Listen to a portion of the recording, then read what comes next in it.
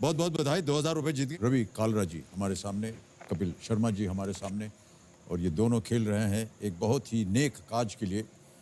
Foundation का नाम है दी अर्थ सेवियर्स फाउंडेशन। दी अर्थ सेवियर्स फाउंडेशन।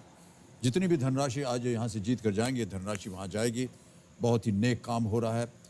बहुत से घरों में, परिवारों में जितने भी संतानें हैं, वो अपने माता पिता को बहुत ही बुरी तरह से बदनाम करके उनको घर से निकाल देते हैं, और रवि कालरा जी जैसे नेक इंसान उनको शरण देते हैं, अपने ही घरों में देखभाल करते हैं, निःशुल्क सारा काम होता है। ओके, गेम को आगे बढ़ाते हैं। तीसरा रवि जी, आपसे एक और प्रश्न पूछना चाहूँगा। आपने जब ये नेक काम शुरू किया, परिवार वालों ने क्या सोचा और क्या व्यवहार था उनका? एक्चुअली माता पिता का तो बहुत सपोर्ट थी, जी लेकिन सर थोड़ा फैमिली की तरफ से डिस्टर्बेंस थी। जी तो वाइफ को अच्छा नहीं लगा, तो वो सर बच्चे लेके फिर चली गई। जी लेकिन अब काफ़ी फ़र्क पड़ गया। अब तो वाइफ बेचारी फ़ोन भी करती है और दुख सुख में भी साथ देती है। जी। और कभी उसको कोई बेसहारा आदमी सड़क पे लहूलुहान दिख जाए या मेंटली डिसेबल, तो तो वो सर मदद फ़ोन करने आ करके जाती है। व्हाट्सएप भी कर देती है कि इनकी मदद करो, रेस्क्यू करो। जी जी और पहले तो बच्चे काफ़ी टाइम तो अटैच नहीं हो सके, लेकिन बाद में अब बच्चों के बहुत सेंटिमेंट्स हैं। जैसे कि जो बेटा जस है, वो सर 12th पास आउट होने के बाद उसका सब्जेक्ट तो डिफरेंट था, साइंस और कॉमर्स, लेकिन उसने जब सेवा देखी तो इतना प्रभावित हुआ कि उसने अपना सब्जेक्ट चेंज कर लिया और वो यूनिवर्सिटी ऑफ मेलबर्न में साइकोलॉजी परस्यू कर रहा है ओके और बोलता है कि वापसी आके हेल्प करेगा। ओके। और बिटिया जिया जो है वो भी सर अपने कपड़े और सब कुछ आके हेल्प कर जाती है, देती है सर। बहुत खूब सर, बच्चे ऐसे ही काम करते रहें अपने माँ बाप के लिए, इससे बड़ी बात और क्या हो सकती है। आपके फाउंडेशन के बारे में हमारे पास रवि जी एक वीडियो बना हुआ है, हम चाहेंगे कि हमारे दर्शक उसे देखें। Can we have that video please?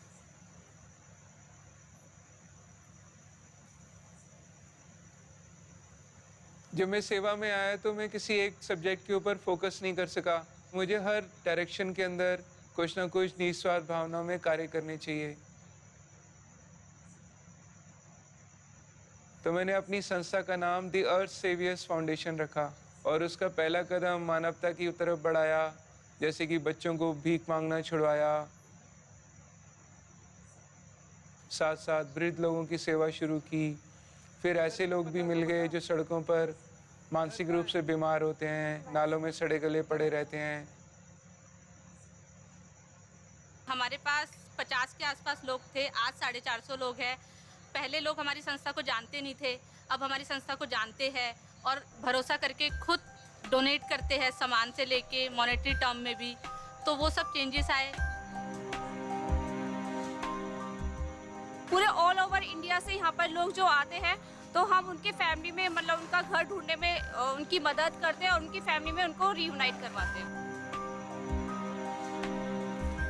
तो हमारा फोकस ये है कि हम यूथ को जागरूक करें कि वो आगे अपने जो भी पेरेंट्स हैं और उन्हें रोड पर भी अगर कोई अबेंडन पर्सन दिखता है तो उसकी हेल्प करें।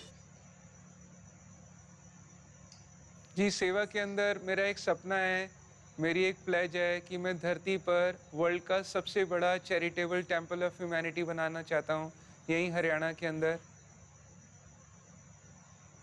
मेरी ऐसी प्रेयर्स हैं कि इतने फंड्स जनरेट कर सकें हम और लोगों में कॉन्फिडेंस बना सकें कि मेरा सपना पूरा हो और बेसहारा लोगों को हम शरण दे सकें।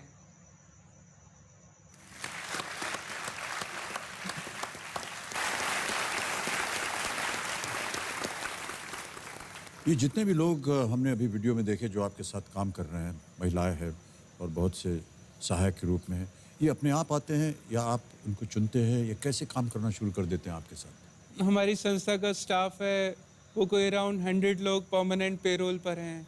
उनमें से डॉक्टर्स हैं, नर्सिस हैं, अटेंडेंट्स हैं, कुक्स हैं, ड्राइवर्स हैं, 4 ये एम्बुलेंस सब तनख्वाह पे हैं? सब तनख्वाह पर हैं। ओके। इतना अच्छे स्टाफ हैं सर कि अगर आधी रात को भी फ़ोन कर दूं कि कोई बेसहारा लोग सड़क पर है और अभी पुलिस का फ़ोन आया, उसको रेस्क्यू करना है, तो सर वहाँ से एक ही आवाज़ आती है, यस सर। तो ऐसे सर दिन रात 24 घंटे सेल्फलेसली, टायरलेसली और फियरलेसली सेवा करते रहते हैं और समर्पित हैं।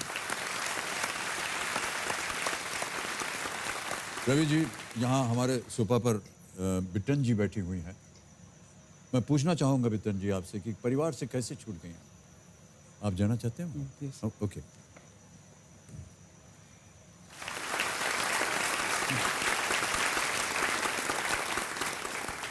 सर पूछ रहे हैं कि आपको कौन लाया था, आप परिवार से कैसे पिछड़ गई, बताओ ऊंचा।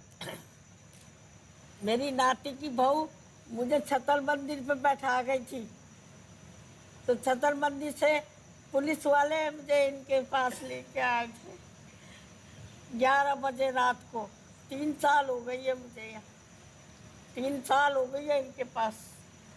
अगर ऊपर भगवान है, दूसरे ये भगवान है, 2 भगवान है मेरे। अगर पता नहीं बाबू। कहाँ छोड़ दिया था इनको, उन्होंने कहा? सर छतरपुर मंदिर के बाहर बैठा के जी, भाग गए थे परिवार वाले। मेरे 2 लड़के थे, गुजर गए। बहू है, पोते हैं, पता नहीं कहाँ रहते हैं। मुझे तो बहू वहाँ बैठा गई छतर मंदिर पे कि मंदिर दिखा ला। वो वहाँ से मुझे वापस पुलिस वाले लेके आए। रो रही थी बैठी हुई, शाम को 7 बजे पुलिस वाले लेके आए। मेरी सेवा बहुत अच्छी होती है, बहुत अच्छी, बहुत। परिवार में भी नहीं करते थे। वैसे मैं रिवाड़ी की हूँ, रिवाड़ी जानते हो आप? जी जी जी।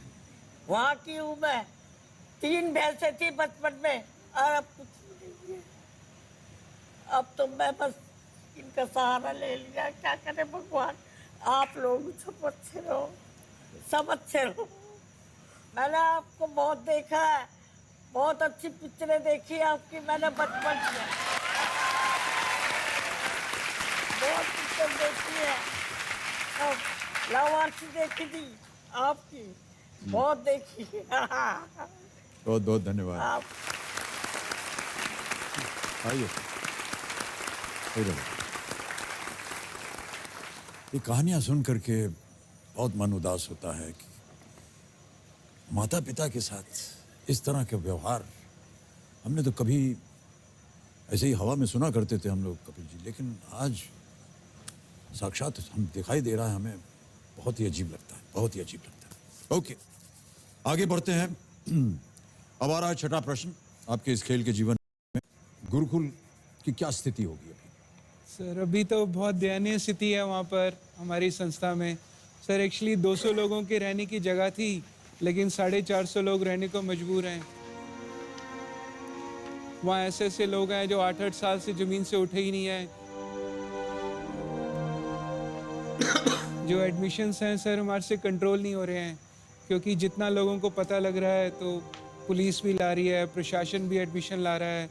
और सर एक तो ऐसा इंसिडेंस हुआ, सर एक लड़का आया, बोलता है मेरे फादर को एडमिशन दो, तो उसको भी हमने पहचान लिया, वो बहुत अमीर घर से था, उसके फादर भी कोमा में चले गए थे। तो हमने एडमिशन मना कर दिया कि भी यहाँ जगह नहीं है, देखो इतनी भयंकर ठंड पड़ रही है इस समय, फ्रीजिंग कोल्ड है वहाँ, फिर भी ओपन में सो रहे हैं सर, जगह ही नहीं है।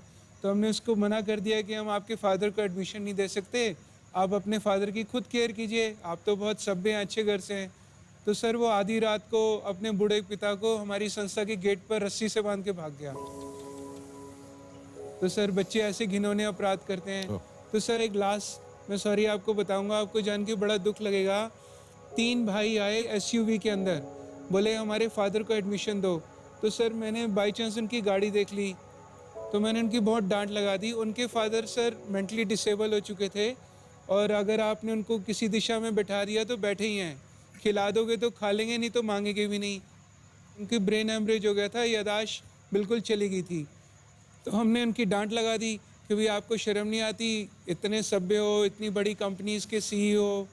तो सर चले गए नाराज होकर, अपने पिता को भी ले गए। अगले दिन उनमें से एक भाई का फ़ोन आ गया, बोलते हैं सर आपने तो हमारे फादर को एडमिशन नहीं दिया, हमने उपाय ढूंढ लिया। तो मैंने बोला अच्छा ये तो बहुत अच्छी बात है, आपने क्या उपाय ढूंढ लिया? तो बोलते हैं हमने अपने फादर को आज सुबह हरिद्वार की ट्रेन में बैठा दिया।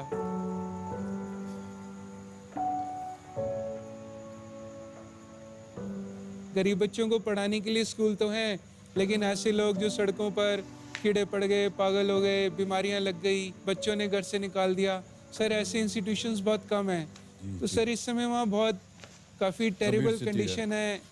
रवि जी, कभी ऐसा भी हुआ है कि कुछ लोग जो अपने परिवार के सदस्य को आपके यहाँ छोड़ दिया उन्होंने, वापस लेने भी आते हैं? जी सर, ऐसे कुछ अच्छे इंसिडेंट्स भी हुए।